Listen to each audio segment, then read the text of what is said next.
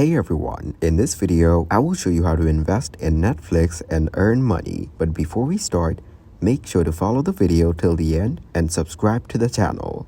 Before you can invest in Netflix or any other stock, you will need to open a brokerage account. This is like a digital wallet where you can buy and sell stocks. Once your brokerage account is set up, you can search for Netflix stock using its ticker symbol, which is NFLX. Then, you can decide how many shares you want to buy based on your budget and investment goals. After you've bought Netflix stock, it's important to keep an eye on how it's doing in the stock market. You can use the brokerage platform to track its price movements and see if there is any news or updates about the company. While it's tempting to try to make quick profits by buying and selling stocks frequently, a more reliable approach is to think long-term. Netflix has been a successful company with a strong track record, so holding on to your investment for an extended period. Thanks for watching. Make sure to like and subscribe.